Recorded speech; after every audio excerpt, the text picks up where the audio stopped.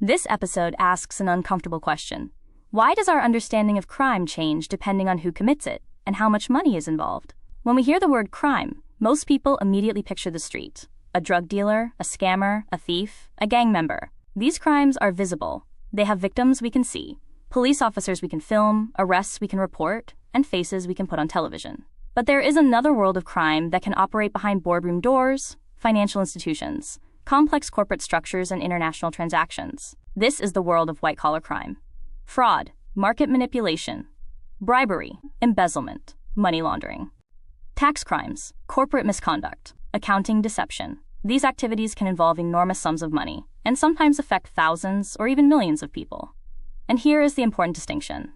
This episode is not about saying that one race, nationality, or social class is more criminal than another. That would simply replace one stereotype with another. Instead, we are asking why some forms of criminality become attached to the identity of a nation, while other forms are discussed primarily as financial scandals, corporate failures, or regulatory violations. Consider the language.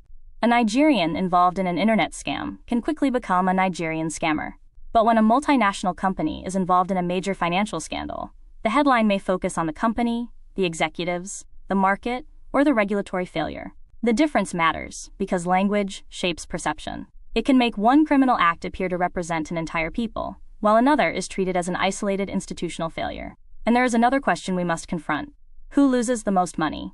A street-level criminal might steal thousands. A sophisticated financial scheme can potentially move millions or billions. The damage can spread through investors, employees, pension funds, governments, and entire communities. So as we investigate this subject, we are going to follow the money, not because wealthy people are inherently criminal, but because crime does not disappear when someone puts on a suit. Sometimes it simply becomes harder to see. And that is the challenge of Beyond the Label. Don't just ask who committed the crime. Ask how the crime worked, who benefited, who paid the price, how it was reported, and why the story was told that way. Before we continue, it is important to understand the mission behind Griot Wave Academy. This platform was created to preserve knowledge, culture, music, and stories that often go unheard or are forgotten. Griot Wave is not just about content. It is about building independent systems of learning, creativity, and empowerment. Through books, audio, technology, and media, the goal is to transform timeless wisdom into practical tools for today's generation and future generations. Look carefully at this question. If a kilogram of a drug can ultimately be worth $150,000 on the street, why might the farmer who grows the raw material earn only $150 a month? The point of this question is not to excuse the farmer, and it is certainly not to romanticize the drug trade. The point is to change the way we think about the problem. When we talk about drugs, we often focus on the person at the bottom of the chain, the farmer, courier, street dealer, or small-time trafficker. We see the individual and ask, why did this person choose crime? But what happens if we ask a different question? How does the value move through the entire supply chain?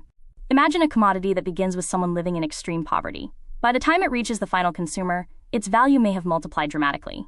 Between those 2 points are processors, traffickers, wholesalers, distributors, financial intermediaries, corrupt officials, criminal organizations, and ultimately consumers. The person who produces the raw material may capture only a tiny fraction of the final value. That tells us something important about organized crime. It is not simply a collection of bad individuals. It can function as an economic system. There is supply. There is demand. There are incentives. There are risks. There are intermediaries. And there is enormous money moving through the system. This is where the Nigerian conversation becomes particularly important. When the world sees a Nigerian courier or trafficker, the temptation is to turn an individual crime into a statement about Nigerian character. But economics forces us to ask bigger questions. Who created the demand? Who finances the operation? Who moves the money? Who controls the distribution networks? Who takes the greatest share of the profits? And who bears the greatest risk? This does not mean that people involved in trafficking should escape responsibility. They should not. It means that if we genuinely want to understand and reduce organized crime, arresting people at the bottom of the chain cannot be the entire strategy. We have to understand the chain itself. Because when we follow the money, something becomes clear. The person we see committing the crime may not be the person who captures the greatest value from the crime. And that is why this is a value chain question, not a character question. Look at the sentence on this slide. Drug trafficking gets called a national problem. That framing is convenient, but incomplete. A drug does not become a global commodity because one country suddenly decides to become criminal. It becomes a global commodity because an entire economic chain exists around it. There is production, processing, transportation, wholesale distribution, retail distribution, money movement, money laundering, and, at the end of the chain, demand. That means the farmer in a remote community is only one participant in a much larger system. And this is where we need to change the question. Instead of asking, which nationality is responsible for the drug trade, we should ask, where does the money come from? Where does it go? And who captures the value at every stage? Today, we are going to follow that money. Using the United Nations Office on Drugs and Crime's 2025 World Drug Report as our primary evidence base, we will examine the journey of 1 kilogram through 5 broad stages: leaf, paste, transit, laundering, and street-level sale. But there is an important caveat. The drug economy is not a single, standardized supply chain. Prices vary enormously depending on the drug, country, purity, market conditions, enforcement pressure, and point in the chain. So our figures are not presented as universal prices. They are evidence-based illustrations of how value can expand as a commodity moves closer to the consumer. And notice something else. The further we move along the chain, the more the economics changes. The producer faces poverty, insecurity, and agricultural risk. The transporter faces the risk of interception. The distributor operates closer to the consumer market. And those controlling finance and networks can potentially capture value without ever touching the product. That is why organized crime is so difficult to understand if we only look at the person caught at the bottom. The visible hand is not necessarily the most powerful hand. So throughout this episode, I want you to resist one temptation. Don't look for a nationality to blame. Look for the system. Follow the commodity. Follow the money. Follow the incentives. And most importantly, follow the value. Because once we understand the economics of the global drug trade, we can begin to understand why blaming an entire nation for a multinational criminal market is not just simplistic. It misses the structure of the problem entirely. Now we are going to do something deliberately simple. We are going to follow 1 kilo, not one criminal, not one nationality, not one country. 1 kilo. Imagine that kilogram at the beginning of the chain. At this point, its economic value may be relatively low, but as it moves through different stages, something changes. It is processed. It is transported. It crosses borders. It enters wholesale markets. It reaches distribution networks. Eventually, it reaches the street. And with every stage, the price can change dramatically. So rather than talking about the drug trade as an abstract global problem, we're going to turn it into a story. Where did this kilo begin? Who handled it? What happened to it along the way? What risks were taken? What costs were added? And most importantly, who captured the money? This is where the narrative becomes interesting. Because when we hear about a drug seizure, the headline often tells us about the person who was caught carrying the product. But that person may represent only one small part of an enormous network. The courier is visible. The farmer is visible. The street dealer is visible. But the financial architecture supporting organized crime can be considerably harder to see. So throughout this exercise, we're going to name the stages, rather than simply naming criminals: production, processing, transit, finance, distribution, consumption. We will also distinguish carefully between what the evidence actually establishes and what we might be tempted to assume. Because this isn't an exercise in finding a new group to blame. It is an exercise in understanding a system. And that distinction is fundamental to beyond the label. If we follow 1 kilo from its origin to its final consumer, we may discover something uncomfortable. The global drug economy is not simply a story about people who break the law. It is a story about poverty, demand, incentives, geography, organized networks, money, and power. And once we can see the entire chain, we can finally ask a much more intelligent question. Why do we keep focusing on the hands at the bottom, when the real economics of the trade may be operating much further up the chain? So let's follow the kilo. Every hand it passes through gets named. Before cocaine becomes a global commodity, it begins somewhere very different from the streets of London, Madrid, or New York. It begins with a plant. The coca leaf. Coca has been cultivated in the Andes for thousands of years, long before the modern cocaine trade existed. Today, the overwhelming majority of coca cultivation associated with the illicit cocaine market is concentrated in Colombia, Peru, and Bolivia. UNODC continues to identify these 3 countries as the principal coca-growing countries. That distinction matters. The coca plant itself is not the same thing as the global cocaine economy. So who grows it?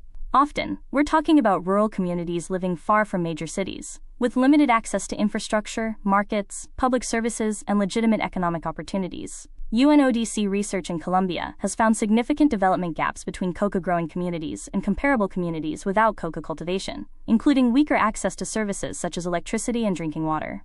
And this is where the narrative becomes uncomfortable. When we see the final product being sold for a huge amount of money, it is easy to imagine that everyone somewhere along the chain is becoming rich. But the evidence tells a different story.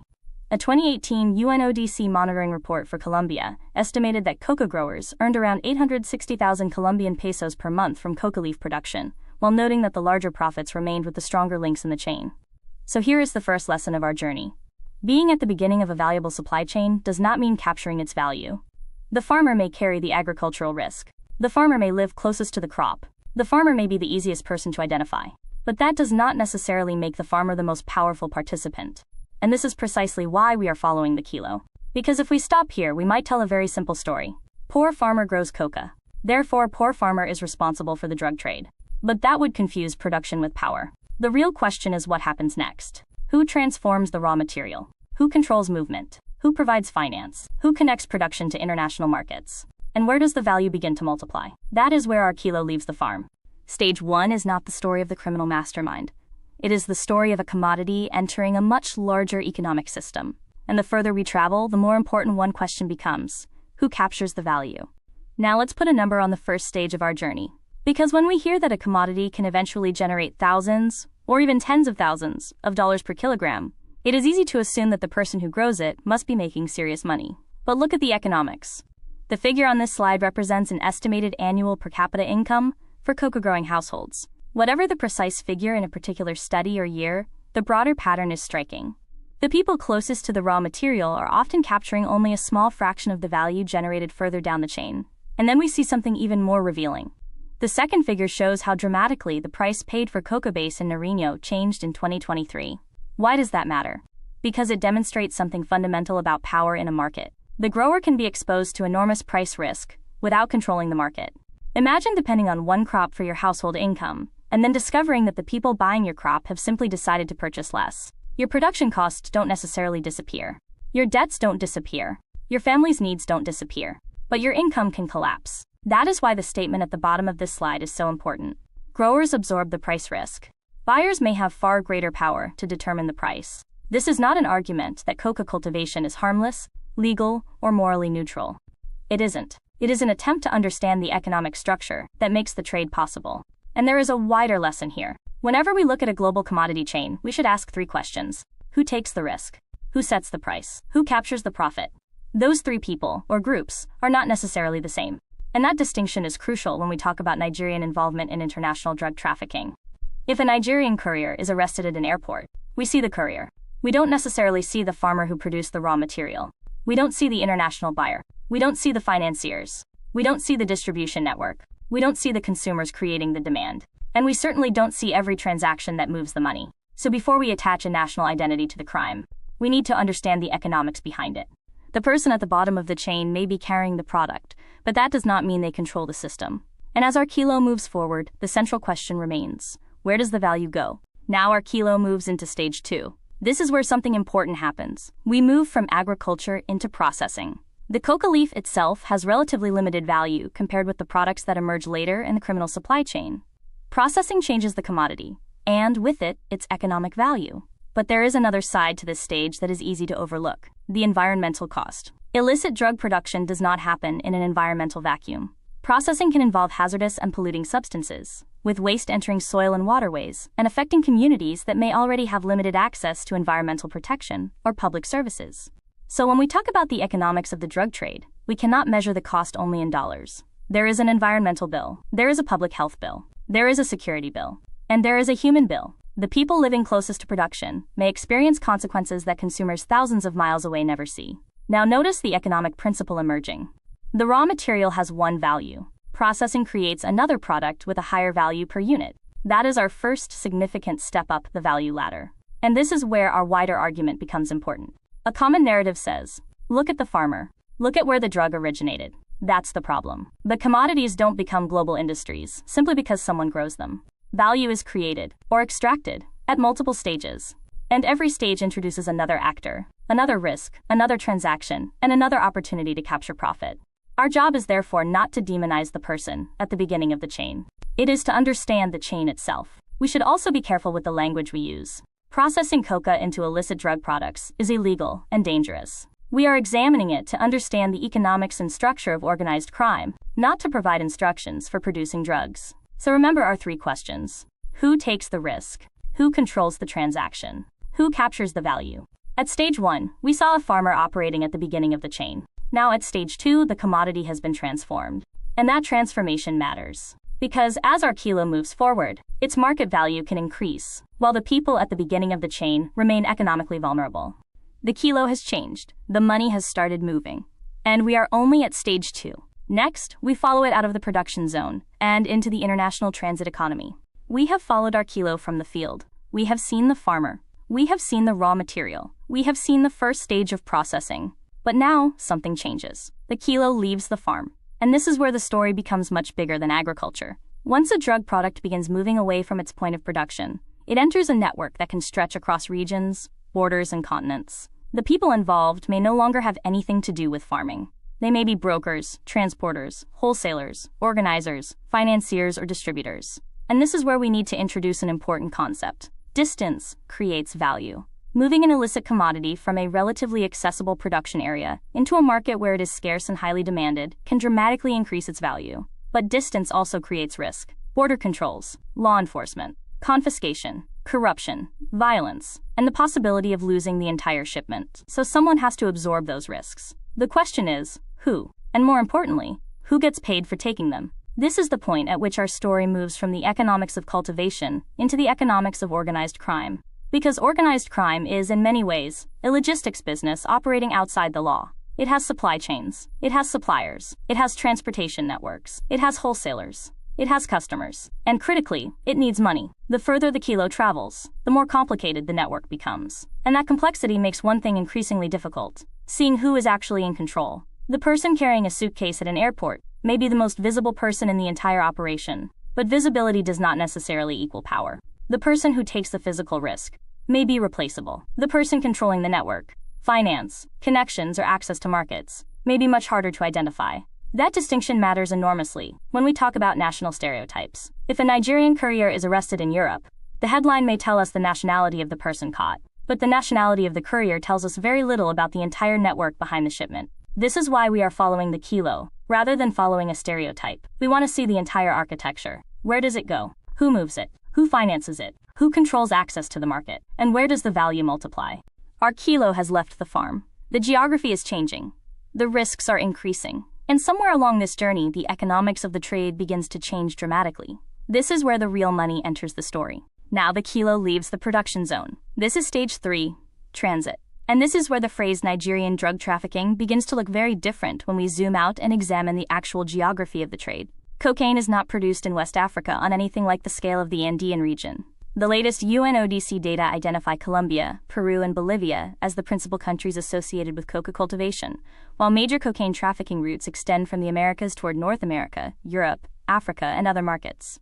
So how does a commodity produced thousands of kilometers away reach European consumers? Logistics. Maritime routes have become particularly important. UNODC reporting documents cocaine moving across the Atlantic through commercial shipping, fishing vessels, merchant vessels, and containerized trade. Some shipments reaching West Africa subsequently continue northwards toward Europe, and that changes the way we should think about responsibility.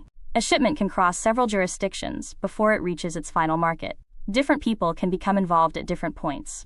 Different organizations can control different sections. And the people handling the shipment at one stage may not be the people who own or control the commodity throughout the entire journey. This is why I want us to pause when we hear a headline that reduces a multinational supply chain to a nationality. A transit country is not automatically a source country. West Africa has been documented as a transit region for cocaine moving toward Europe, but that does not mean West Africa produces the cocaine entering the region. And Nigeria itself needs to be discussed carefully. The latest UNODC data identify Nigeria among African countries, appearing as departure points for some cocaine shipments. But that does not make Nigeria the source of the global cocaine supply. The distinction is crucial. Source, transit, destination. 3 different roles, 3 different questions, and potentially 3 very different groups of people. Now look again at our kilo. It started in the Andes. It was processed. It entered an international logistics network. And it is now moving toward a consumer market, where cocaine demand is significant. UNODC reports that Western and Central Europe has become a major destination region, with European seizures exceeding North American seizures for the 6th consecutive year in 2024. So when we reach the next stage, we need to ask an uncomfortable question. If the product travels through multiple countries before reaching the consumer, why does the reputation sometimes stop at one nationality? Our kilo is still moving. And now we follow the money. Now our kilo is moving through the international transit stage. But movement is never free. Every border, Every jurisdiction and every logistical risk creates another potential cost. And this is where the idea of the transit toll becomes important. At this stage, the money is no longer concentrated around the farmer. A much larger network may be involved in moving the product toward its destination. There can be transport specialists who are paid for their role. There can be intermediaries who connect different parts of the network. There can be corrupt officials who demand or accept bribes. And above them can be criminal organizations that coordinate the broader operation. But we need to be precise here. Not every shipment involves corruption. Not every transport worker is knowingly involved. And the exact structure varies enormously from one trafficking route to another. What the evidence does show is that organized drug trafficking can exploit weaknesses in institutions, ports, borders, and commercial supply chains. And that creates an important economic distinction. The person physically moving the product does not necessarily control the product. A courier might receive a payment for completing a particular task. A transporter might be paid for a shipment. An intermediary might receive a commission. But the organization coordinating the operation can potentially capture a much larger share of the overall value, because it controls relationships, information, finance, and access to markets. This is one of the reasons organized crime is so resilient. If one courier is arrested, another can potentially replace them. If one shipment is seized, another may be attempted. The network can absorb individual losses because the organization is larger than any single participant. And this brings us back to the central argument of beyond the label. When a Nigerian, Colombian, Albanian, British, or American individual is arrested in connection with a drug offense, we should ask what exactly that person's role was. Were they the organizer? Were they a transporter? Were they a financier? Were they an intermediary? Or were they simply one replaceable link in a much larger chain? Nationality tells us who someone is. It does not automatically tell us what role they played. And if we want to understand organized crime rather than simply produce headlines, that distinction matters. Our Kilo has now generated payments at multiple points, but we haven't reached the biggest question yet. Where does the money go after the product reaches the destination market? Because moving the Kilo is only half the operation. The other half is making the money usable. And that takes us to the next stage, the financial architecture of organized crime. Now our Kilo reaches stage 4. And this is where the economics becomes difficult to ignore. Look at the numbers on the screen. The slide illustrates an enormous difference between the wholesale value of a kilogram of cocaine in a Colombian market and the estimated wholesale value of that same kilogram after reaching the United States. The temptation is to look at that difference and say, the drug became more valuable. But that is only part of the story. What actually changed? The market, the distance, the risk, the scarcity, the enforcement environment, the demand, and the number of people willing to pay for access to that market. That is why the line at the bottom of this slide matters. That jump is the price of risk, not simply the price of the drug itself. Every additional border crossed creates potential exposure to seizure, arrest, and loss. Every additional intermediary potentially demands compensation. And the closer the product gets to a high-value consumer market, the more the economics can change. But there is another important lesson here. The person who cultivated the coca leaf did not suddenly become richer because the final wholesale price increased. The value accumulated along the chain. This is the central idea we have been building throughout this episode. A commodity can begin with a relatively low value and become extraordinarily expensive by the time it reaches its destination. Not because the physical product has magically transformed into something worth that amount, but because the market context has changed. And that raises a powerful question. Who captures the difference? Is it the farmer? The processor? The transporter? The broker? The criminal organization? The distributor? Or the people controlling access to the final market? The answer is not always simple. And we should not pretend that one price table can explain an entire global criminal economy. Prices vary by location, purity, year, supply, demand, and market conditions. So these figures should be understood as an illustration of the price gradient, not as a universal price list. But the principle remains powerful. The further our Kilo has traveled, the greater the potential value attached to it. And notice what that tells us about the narrative surrounding Nigerian crime. If someone is arrested at the end of a multinational supply chain, we may focus entirely on the individual. But that individual may be standing at the very end of a process involving production, processing, transportation, finance, wholesale distribution, and consumer demand. The arrest is visible. The value chain is invisible. That is precisely what this episode is trying to expose. We are not defending the criminal trade. We are understanding it. Because if we want to understand who profits, who takes the risks, and why particular nationalities become associated with particular crimes, we have to follow the money all the way to the market. And our Kilo has just crossed another enormous economic threshold. But the final consumer market is where the price story gets even more complicated. Now we can see the entire journey in one picture. 1 kilo, 3 radically different price points. At the farm gate in Colombia, The illustrative figure is around $2,500. By the time that kilo reaches the US wholesale market, the figure rises to approximately $69,000. And when the product is divided and sold at retail, the slide illustrates a potential value approaching $150,000. The exact figures should not be treated as universal prices. Drug prices vary by year, location, purity, market conditions, and the point at which the measurement is taken. UNODC itself collects price data separately at farm gate, wholesale, and retail levels for precisely this reason. But the underlying phenomenon is real. The value of the commodity can multiply dramatically as it moves through the supply chain. And that is the part of the story we often fail to see. The farmer doesn't receive $150,000. The person cultivating the coca doesn't suddenly become wealthy because the finished product eventually commands a huge retail value. The difference accumulates across a chain involving processing, transportation, risk, distribution, finance, enforcement pressure, and consumer demand. So let's ask the question that matters. Where does the money go? Because this chart is not really about cocaine. It is about value capture. Think about almost any global commodity. Who produces it? Who processes it? Who transports it? Who finances it? Who controls the market? Who sells it to the final consumer? And who captures the greatest proportion of the final value? Those questions completely change how we understand organized crime. They also change how we understand the Nigerian stereotype. If a Nigerian appears somewhere near the end of this chain, as a courier, intermediary, or distributor, that person may be committing a serious crime and should be held accountable. But that individual is not automatically the architect of the entire international market. And nationality cannot explain a supply chain that crosses continents. The geography on this chart tells us something powerful. Colombia is associated with production. The United States represents one major consumer market. And between them exists an enormous international system. That system requires producers, transport networks, financial arrangements, distributors, and consumers. So when someone says, Nigerians are drug dealers, this chart gives us a much better response. Which Nigerians? What role? Where in the chain? And who captures the money? Because once you follow the kilo, instead of following the stereotype, the story becomes much more complicated. And that is precisely the point. Crime may have a face, but organized crime has a supply chain.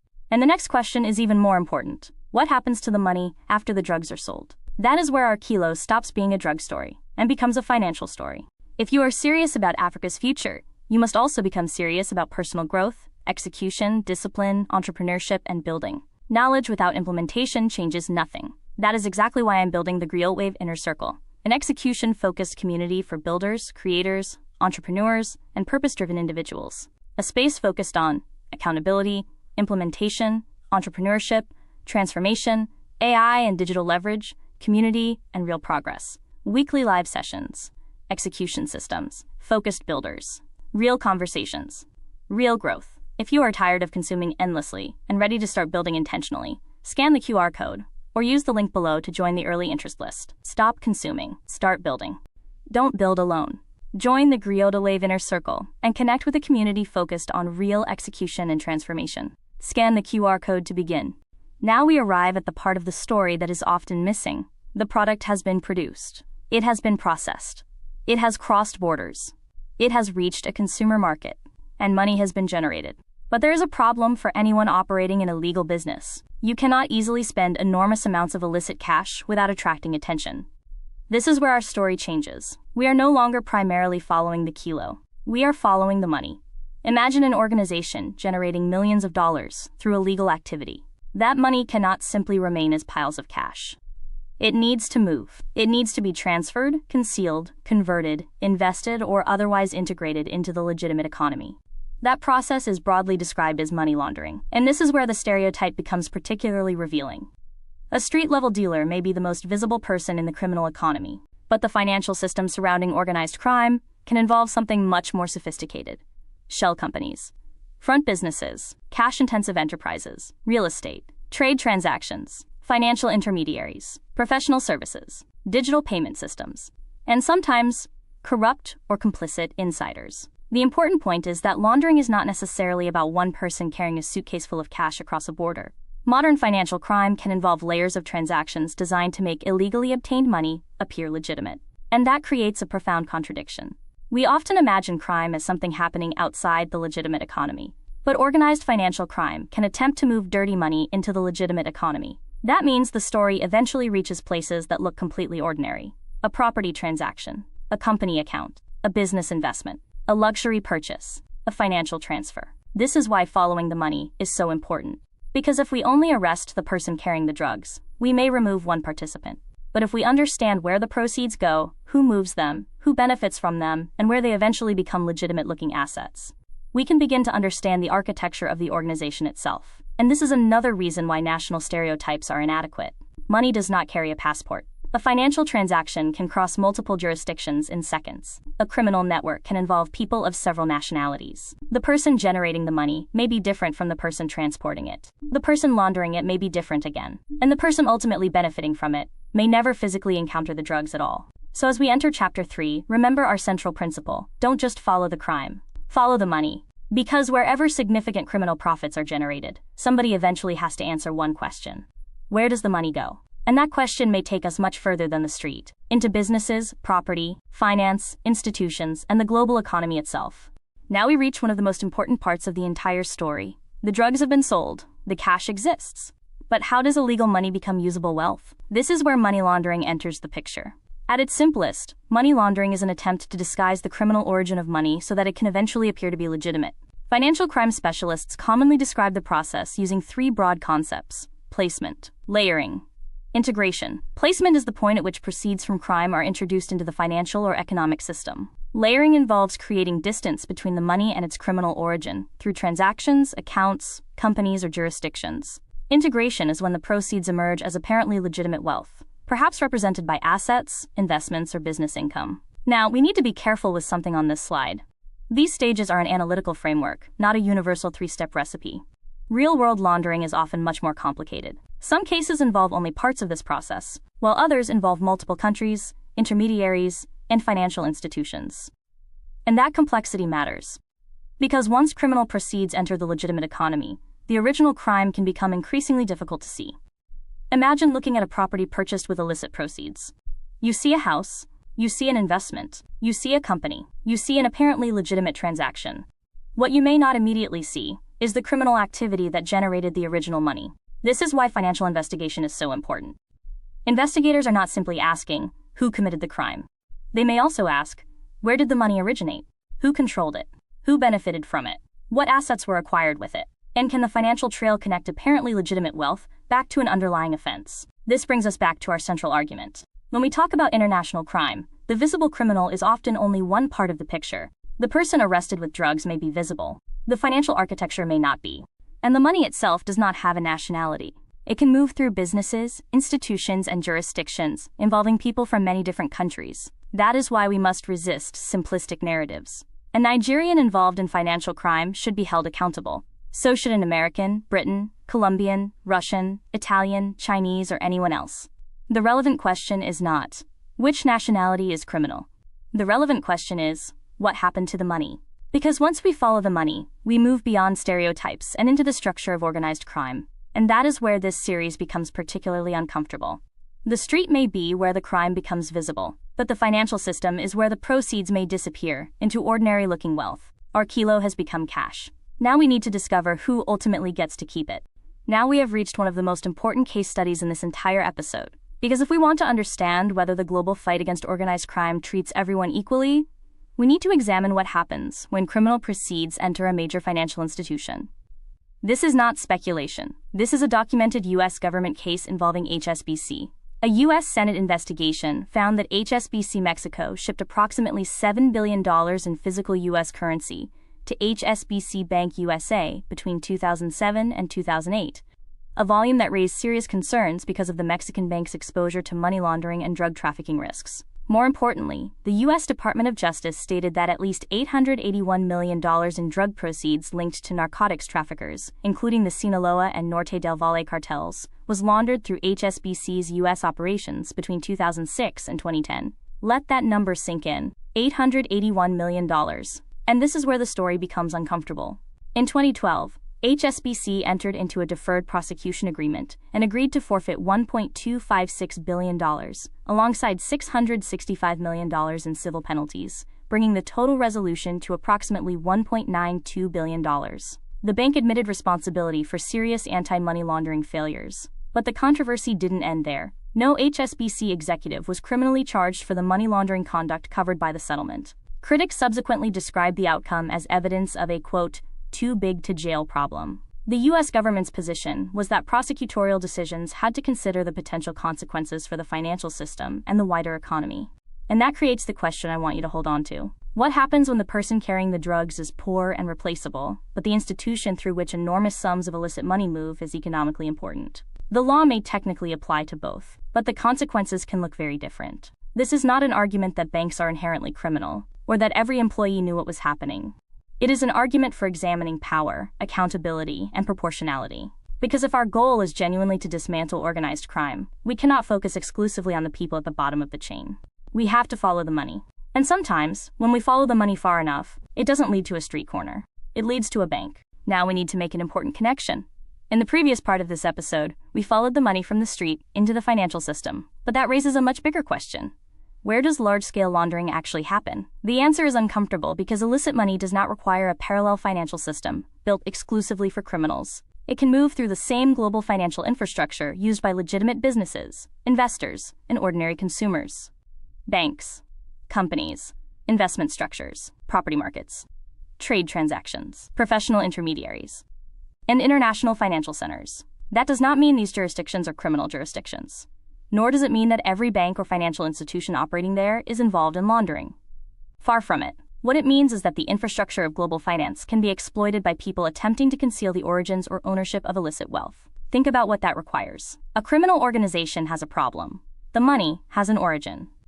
If the money is visibly connected to drugs, fraud, corruption, or another crime, spending or investing it can expose the people behind it. So the objective becomes creating distance between the money and its origin. And global finance provides enormous legitimate complexity. Companies can operate across borders, assets can be held in different jurisdictions, transactions can involve multiple institutions, and ownership structures can sometimes be difficult to understand. This is precisely why international bodies, such as the Financial Action Task Force, focus so heavily on beneficial ownership, transparency, suspicious transactions, and cross-border cooperation. Now look back at the countries we discussed earlier. The United States, Switzerland, Singapore, Hong Kong, Luxembourg, Germany, the Netherlands, South Korea, Guernsey, Japan. These are not simply places where criminal money goes. They are major components of the international financial system, each with legitimate economic functions and different regulatory frameworks. The important question is therefore not, which country is a laundering country? It is, where are the vulnerabilities in the global financial system and who is exploiting them? That distinction matters enormously.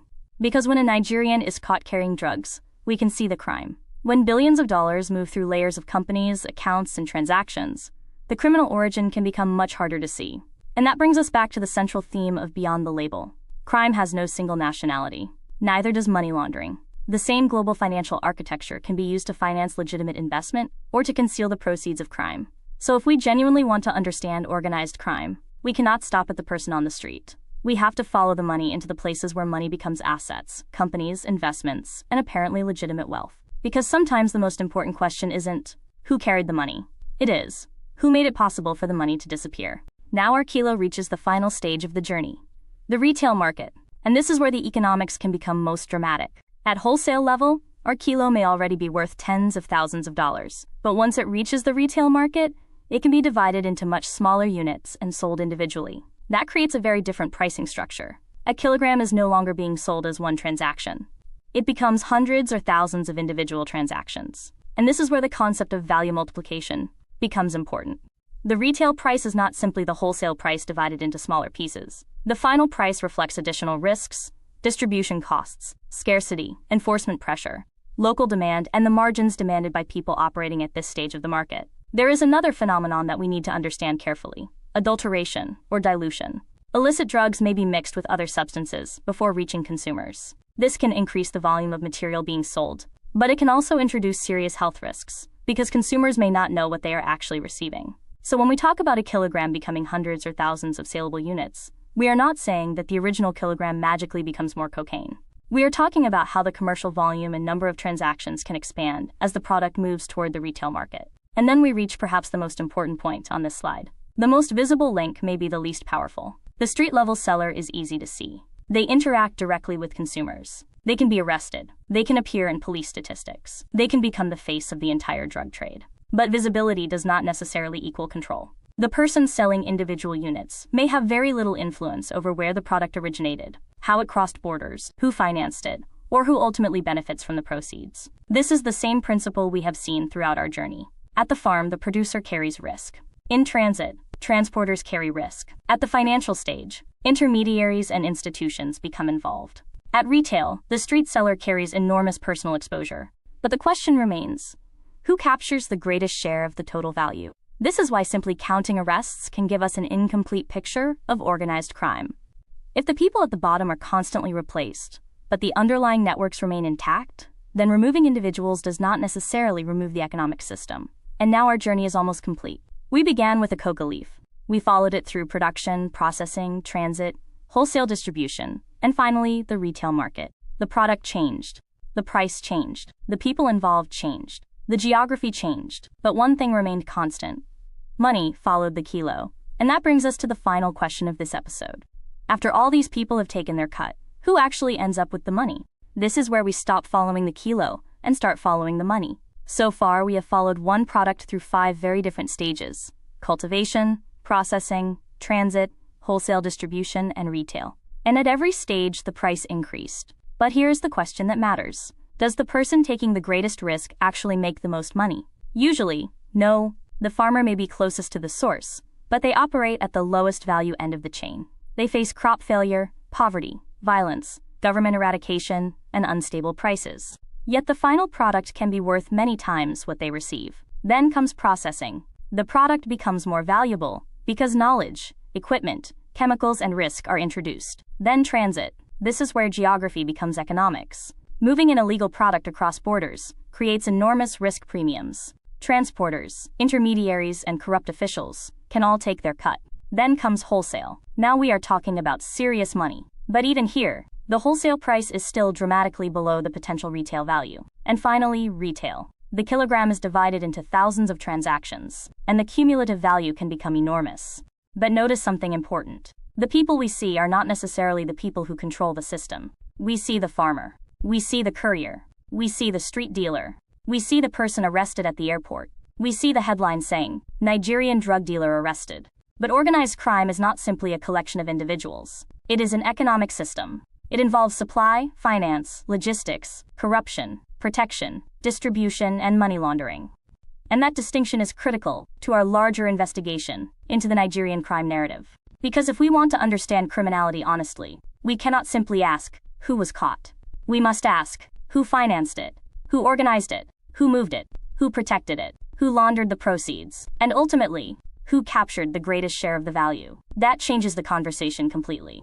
It moves us away from stereotypes and towards systems, evidence, and economics. And there is one uncomfortable lesson here. The most visible person in a criminal economy can be the least powerful person in it.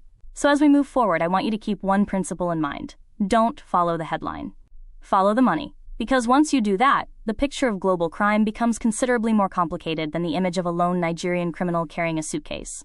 And that is exactly where this investigation gets interesting. This table gives us the clearest picture yet of the argument we have been building. 5 stages, 5 different groups of participants, and one profoundly unequal distribution of value.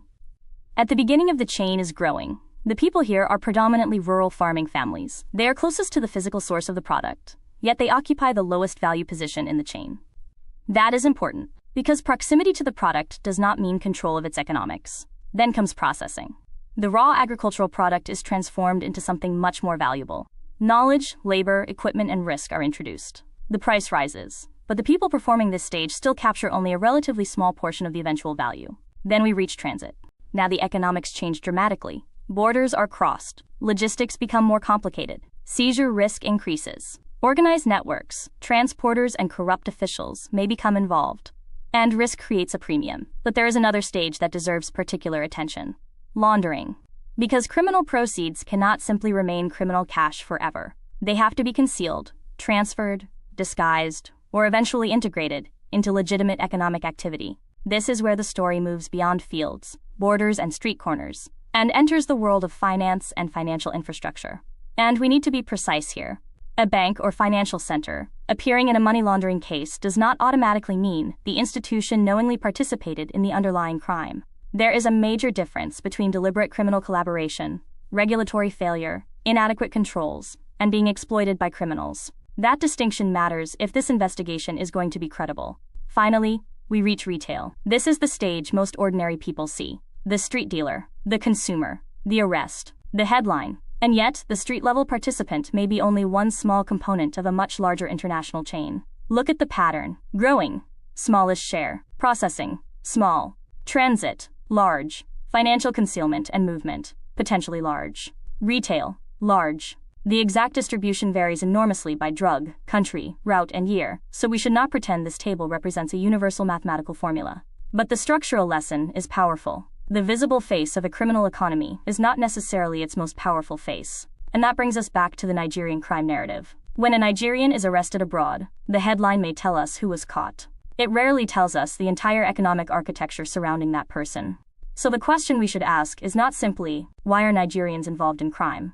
It is, where does Nigeria sit within the global criminal value chain, and who actually captures the value? That is a much harder question, and it is the question this series is asking. This slide takes us into an important shift in the global drug economy. So far, we have followed cocaine, a drug whose supply chain begins with an agricultural product, the coca leaf. But cocaine is only one part of the story. Now consider synthetic drugs. The fundamental economics can be very different. Cocaine needs a crop. Synthetic drugs need chemistry. That distinction matters because it changes the geography of criminal production. With cocaine, production is geographically constrained. The coca plant has traditionally been cultivated at scale in a relatively small number of countries, particularly Colombia, Peru, and Bolivia. That means the supply chain begins with land, farmers, harvests, and agricultural conditions. Synthetic drugs can operate under a completely different model. Their production does not depend on growing a particular crop. Instead, it depends on access to precursor chemicals, chemical expertise, equipment, manufacturing facilities, and distribution networks. And that creates a profound change. The question is no longer simply, where does the plant grow? It becomes, where can the chemistry, infrastructure, and supply chain operate? That potentially makes synthetic drug markets much more geographically flexible. And this matters enormously when we discuss Nigeria. If a Nigerian is involved somewhere in an international drug network, we need to distinguish between origin, transit, distribution, and individual participation. A person can be involved in a supply chain without their country being the source of the product. That distinction is routinely lost in public conversation. A country can be a transit point without being a production center. A person can be a courier without being the organizer. A distributor can operate in one country while the product originated thousands of kilometers away. And a financial intermediary can be involved in moving proceeds without having participated in the underlying drug production. So we need to stop treating the nationality of an individual suspect as a description of an entire criminal economy. The chemistry has changed, the logistics have changed, the geography has changed, but the underlying economic principle remains remarkably consistent. Follow the supply chain. Where are the inputs coming from? Who controls production? Who finances it? Who moves it? Who distributes it? Who launders the proceeds? And who ultimately captures the value? That is the larger question behind this chapter. Because if we are genuinely trying to understand global criminality, rather than simply assigning criminality to particular nationalities, then we have to examine the system, not just the person standing at the end of it. And that is where the Nigerian crime narrative becomes much more complicated than the stereotype suggests. Now we move from a conventional criminal supply chain into something considerably more complicated, a drug economy operating alongside, and according to extensive reporting, within parts of a state system. Captagon is particularly important because it demonstrates why we have to be careful when we use words like drug dealer or drug country. For more than a decade, Syria became the principal documented source of illicitly manufactured Captagon in the region. UNODC's latest analysis says that between January 2019 and November 2025, about 80% of reported regional Captagon seizures identified Syria as the country of origin. But here is where the story becomes extraordinary. This was not simply a picture of individuals operating independently in isolated criminal networks. Investigations and reporting have documented alleged links between the Captagon economy and figures associated with the former Assad regime. That distinction matters, because when criminality becomes intertwined with political power, security structures, business networks, and access to state infrastructure, we are no longer talking about a simple street-level drug trade. We are talking about organized political economy. And then came December 2024. The fall of the Assad regime fundamentally disrupted the Captagon industry. Syrian authorities subsequently reported dismantling 15 industrial-scale laboratories and 13 smaller storage facilities. UNODC describes the large-scale Syrian manufacturing operation as having been substantially disrupted. But, and this is crucial, the drug did not simply disappear. Large seizures continued in 2024 and early 2025. UNODC says this could indicate the movement of previously accumulated stockpiles, continued production under different conditions, or production relocating elsewhere. That gives us one of the most important lessons in this entire series. Criminal markets adapt. Remove one production center, and the network can reorganize. Remove one cartel and another can emerge. Close one route, and another route can become profitable. Destroy one laboratory, and production can potentially move. This is why simply arresting individuals does not necessarily eliminate the underlying economic system. And there is another lesson here for our Nigerian crime narrative. Imagine if international headlines had spent years describing Syria itself as, quote, a nation of drug dealers. That would obviously be an absurd generalization. Millions of ordinary Syrians had nothing to do with Captagon production. Yet a criminal industry operating within a country's borders can become so internationally prominent that it begins to contaminate perceptions of the entire nation. That is precisely the distinction we need to maintain when discussing Nigeria. A criminal network is not a nationality. A trafficking route is not a people, and the existence of Nigerian criminals does not make Nigerians criminals. The Captagon case therefore gives us a powerful comparative question. When organized crime becomes embedded in powerful institutions, do we describe it as individual criminality, or do we investigate the system that made it possible? That is the standard we should apply consistently, not only to Nigeria, to everyone. Now we move from a drug that begins with a plant to a drug that begins with chemistry. And that distinction changes almost everything. Look at this chain. China, Mexico, United States. 3 countries. 3 different roles. One enormous illicit market.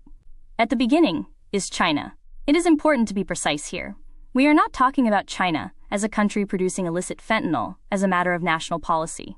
We are talking about documented cases involving China-based chemical companies and suppliers, providing precursor chemicals that were subsequently used in illicit fentanyl production. U.S. authorities have prosecuted specific companies and individuals over alleged conduct of this kind. And this is what makes synthetic drugs fundamentally different from cocaine. There is no coca field, no harvest, no farmer waiting for rain. Instead, you have an international chemical supply chain. The precursor chemicals can enter Mexico, where criminal organizations manufacture fentanyl in clandestine facilities. U.S. authorities have identified Mexican organizations, including the Sinaloa and Jalisco cartels, as major actors in the illicit fentanyl supply chain. Then comes the United States. The finished product enters an enormous domestic market and is distributed through networks inside the country. So ask yourself, where is Nigeria in this particular supply chain? It isn't. And that is precisely why this example matters to our larger argument. When people hear the phrase international drug trafficking, there is a tendency to imagine one nationality repeatedly appearing at the center of everything. But global drug markets don't work that way. Different drugs have different production systems, different geography, different chemistry, different organizations, different routes, different countries occupying different positions. And sometimes the most important countries in a supply chain aren't the countries where the final consumer lives. That is the lesson of fentanyl. The U.S. government's own investigations describe a supply chain involving chemical suppliers, Mexican trafficking organizations, and U.S. distribution networks. So when we discuss Nigerians arrested overseas for drug offenses, we need to ask a more sophisticated question. What proportion of the world's illicit drug economy actually depends on Nigeria? And what proportion simply involves Nigerians as individual participants within markets created elsewhere? Those are completely different propositions. A Nigerian individual can commit a serious crime. That should be prosecuted. But an individual's nationality does not explain the architecture of a global criminal market. And that distinction is at the heart of Beyond the Label. We are not trying to pretend Nigerian criminals don't exist. They do. We are asking something more uncomfortable. Why do the crimes of some Nigerians become evidence about Nigerians as a people, while the criminal networks of other countries are more often discussed as organized crime, cartels, financial crime, or geopolitical problems? That is the comparison we need to investigate. Because once we stop looking at passports and start looking at supply chains, the global crime map becomes a very different picture. Now look carefully at this number, 84%. But before we use it rhetorically, we need to be precise about what it actually measures. The U.S. Sentencing Commission's fiscal year 2024 data show that 80.4% of all individuals sentenced for federal drug trafficking offenses were U.S. citizens. The Commission's fentanyl-specific data also show a very high proportion of U.S. citizens among those sentenced for fentanyl trafficking. That distinction matters because this slide is not saying that Americans are responsible for the fentanyl crisis. That would simply replace one stereotype with another. It is saying something much more important. Nationality alone does not explain a criminal market. Think about the supply chain we just examined. Precursors can originate in one country. Manufacturing can occur in another. The finished product can cross another border. Distribution can occur inside the destination country. And the people arrested at each stage can have completely different nationalities. So if we see a Nigerian arrested in a drug case, What exactly have we learned? We have learned that a Nigerian individual is alleged or proven to have participated in that particular crime. We have not learned that Nigerians as a population control the drug trade.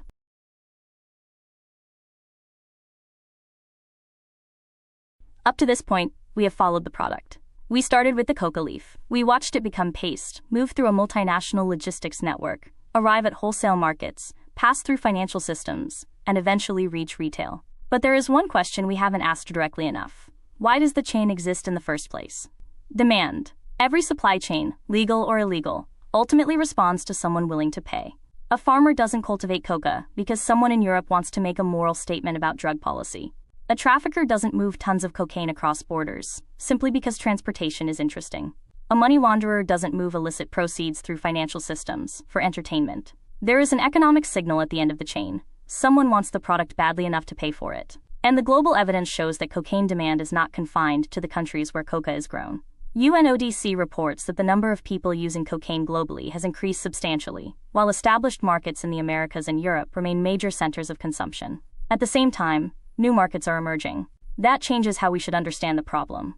We often tell the story backwards. We point at Colombia and say, that's where the cocaine comes from. We point at Mexico and say, that's where the cartels are.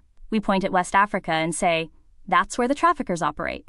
But then we conveniently stop before asking, where is the customer? Because without customers, there is no premium price. Without premium prices, there is less incentive to cultivate. Without profitable demand, there is less incentive to build sophisticated trafficking networks. And without the enormous financial rewards generated at the end of the chain, there is far less money available to corrupt officials, recruit transporters, and sustain criminal organizations. This doesn't mean consumers are personally responsible for every crime committed somewhere along the supply chain. They aren't. But it does mean demand is an economic force. And that is the uncomfortable part of this conversation. If we want to understand the drug economy rather than simply punish its most visible participants, we have to study both sides of the market. Supply tells us where the product comes from. Demand tells us why the system keeps reproducing itself. And this is where the story becomes much bigger than cocaine. Because the same principle applies to almost every commercial system. Follow the money upstream, and eventually you find someone at the other end willing to pay. The question is no longer simply, who is supplying the drugs? It becomes, what kind of society creates, sustains, and expands the demand that makes the entire supply chain profitable? That is the demand side. And now, we need to look directly at it. Let's stop for a moment and look at the number on this slide. 316 million. That is not the number of people who use cocaine. It is the estimated number of people aged 15 to 64 worldwide who used an illicit drug, excluding alcohol and tobacco, at least once during 2023. UNODC estimates that this represents about 6% of the global population in that age group, up from 5.2% in 2013.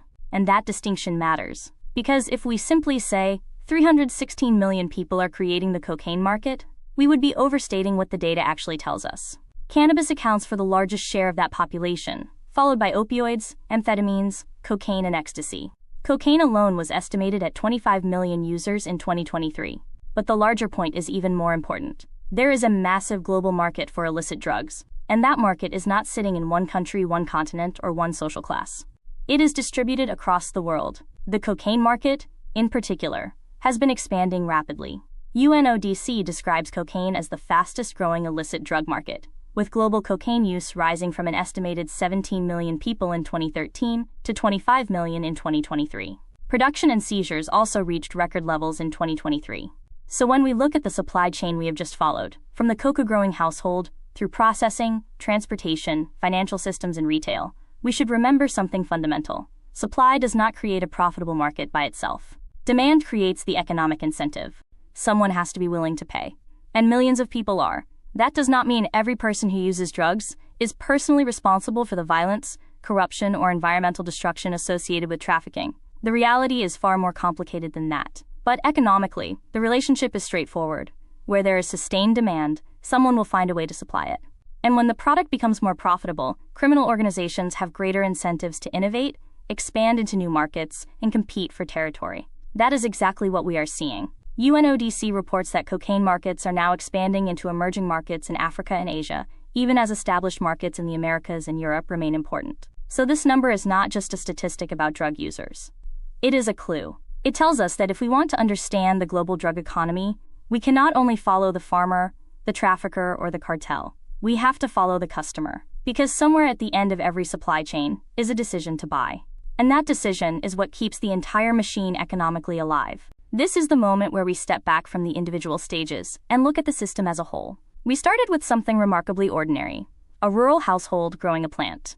At that first stage, the economic return is relatively small. The growers carry enormous exposure to price fluctuations while having very little influence over the price ultimately paid for the product. Then the kilo moves. Processing adds value. Transit adds value. Risk adds value. Access to international markets adds value. Financial infrastructure allows the proceeds to move and eventually be absorbed into legitimate-looking economic activity. And finally, at the retail end, the value of that original kilo has multiplied dramatically. That is the central lesson of this episode. The people closest to production are not necessarily the people who capture the most value. Think about that for a moment. A farmer can take enormous personal and economic risk and still possess almost no pricing power. A transporter can be paid for moving a shipment without owning the underlying market. A financial intermediary can potentially facilitate enormous flows of money without ever touching the product itself. And the consumer may encounter only the final retail price. So when we talk about the drug trade, we are actually talking about an international value chain. It has producers. It has processors. It has logistics. It has brokers and networks. It has corrupt facilitators. It has financial infrastructure. It has retailers. And critically, it has demand. The UNODC estimates that 316 million people worldwide used drugs in 2023, representing about 6% of the global population aged 15 to 64. Cocaine accounted for an estimated 25 million users. That means this is not simply a story about bad countries producing drugs. It is a story about global economics. The chain crosses borders because the money crosses borders. And the distribution of value tells us something uncomfortable. Risk and reward are not distributed equally. The further we move away from the farm and toward international finance and high-value markets, the more complicated and potentially more profitable the system becomes. So the question I want us to carry into the next part of this episode is not simply who produces the drugs. It is who captures the value. Because once we ask that question, the map looks very different. The kilo may begin in one place, but the money does not end there. This is the moment where we step back from the individual stages and look at the system as a whole. We started with something remarkably ordinary, a rural household growing a plant. At that first stage, the economic return is relatively small. The growers carry enormous exposure to price fluctuations while having very little influence over the price ultimately paid for the product. Then the kilo moves. Processing adds value. Transit adds value. Risk adds value. Access to international markets adds value. Financial infrastructure allows the proceeds to move and eventually be absorbed into legitimate-looking economic activity. And finally, at the retail end, the value of that original kilo has multiplied dramatically. That is the central lesson of this episode. The people closest to production are not necessarily the people who capture the most value. Think about that for a moment. A farmer can take enormous personal and economic risk and still possess almost no pricing power. A transporter can be paid for moving a shipment without owning the underlying market. A financial intermediary can potentially facilitate enormous flows of money without ever touching the product itself. And the consumer may encounter only the final retail price. So when we talk about the drug trade, we are actually talking about an international value chain. It has producers. It has processors. It has logistics. It has brokers and networks. It has corrupt facilitators. It has financial infrastructure. It has retailers. And critically, it has demand. The UNODC estimates that 316 million people worldwide used drugs in 2023, representing about 6% of the global population aged 15 to 64. Cocaine accounted for an estimated 25 million users. That means this is not simply a story about bad countries producing drugs. It is a story about global economics. The chain crosses borders because the money crosses borders. And the distribution of value tells us something uncomfortable. Risk and reward are not distributed equally. The further we move away from the farm and toward international finance and high-value markets, the more complicated and potentially more profitable the system becomes. So the question I want us to carry into the next part of this episode is not simply who produces the drugs. It is who captures the value. Because once we ask that question, the map looks very different. The kilo may begin in one place, but the money does not end there. This is the thesis I want us to leave this episode with. Because throughout this story, it would be very easy to fall into a familiar trap. We look at Colombia and say, cocaine problem. We look at Mexico and say, cartel problem. We look at West Africa and say, transit problem. We look at financial centers and say, money laundering problem. And then we look at the countries where the drugs are consumed and say, demand problem. But put all of those statements together, and something becomes obvious. None of them explains the whole system. What we have actually followed is a value chain. A product begins with a raw agricultural commodity. It is transformed, transported, financed, distributed, and ultimately consumed across multiple jurisdictions. And the remarkable thing is that the chain does not care about national narratives. It follows profit, risk, infrastructure, and demand. That is why blaming an entire nation or an entire population for the existence of an illicit market is analytically weak. The UNODC's latest reporting shows just how adaptive these markets have become. Cocaine production, seizures, and use all reached record levels in 2023, with cocaine described as the world's fastest-growing illicit drug market. Trafficking networks are also expanding into new markets across Africa and Asia. So if we want to change the outcome, we have to stop thinking only in terms of national character and start thinking in terms of system design. Where is the value being created? Where is it being captured? Where is risk being transferred? Which institutions make the chain possible? Where does demand originate? Where does the money ultimately accumulate? Those questions are much more uncomfortable than simply asking, which country is responsible? But they are also much more useful because a value chain can be disrupted. You can change incentives. You can strengthen institutions. You can reduce financial vulnerabilities. You can target criminal networks rather than entire communities. You can invest in prevention and treatment on the demand side. And you can create legitimate economic alternatives for communities trapped at the lowest value end of an illicit economy. That is the bigger lesson. The problem is not that one nation has bad people. The problem is that an international system has developed in which enormous amounts of money can be generated by connecting production, logistics, finance, and demand across borders. And systems can be redesigned. That is why this episode is not ultimately about cocaine. It is about economics. And once we learn to see the chain, we can start asking the question that matters. If we can build a system this sophisticated to move illicit value around the world, why can't we build systems this sophisticated to move opportunity? Before we move on, I want to leave you with a question. When you hear the words drug dealer, what image appears in your mind? For most of us, it is probably the person at the very end of the chain, the street-level seller, the person exchanging a small package for cash, the person we see, the person the police can arrest, the person who becomes the face of the entire problem. But look again at the chain we have just followed. There are 5 stages: growing, processing, transit, laundering, retail. And the person standing on the street corner represents only one part of that system. That matters because our mental picture can shape our policy response. If we imagine the drug economy as a collection of individual dealers, then the obvious solution is to arrest dealers. But if we understand it as a global value chain, the question changes. Who finances it? Who moves the product? Who facilitates corruption? Who provides the infrastructure? Who converts illicit proceeds into apparently legitimate wealth? Who creates the demand? And perhaps most importantly, who captures the greatest share of the value? The person we see may not be the person with the greatest power. That is one of the recurring patterns in complex economic systems. Visibility and influence are not the same thing. The most visible participant can be the least powerful. And the most powerful participant may be several steps removed from the activity that everyone else sees. So I want you to hold that image in your mind. The next time you hear a headline about a drug bust, a cartel arrest, or a street dealer being prosecuted, ask yourself, which stage of the chain have they actually disrupted? Because removing one person does not necessarily remove the market, and removing one shipment does not necessarily remove the demand. This is not an argument against enforcement. It is an argument for seeing the entire system before deciding where to intervene.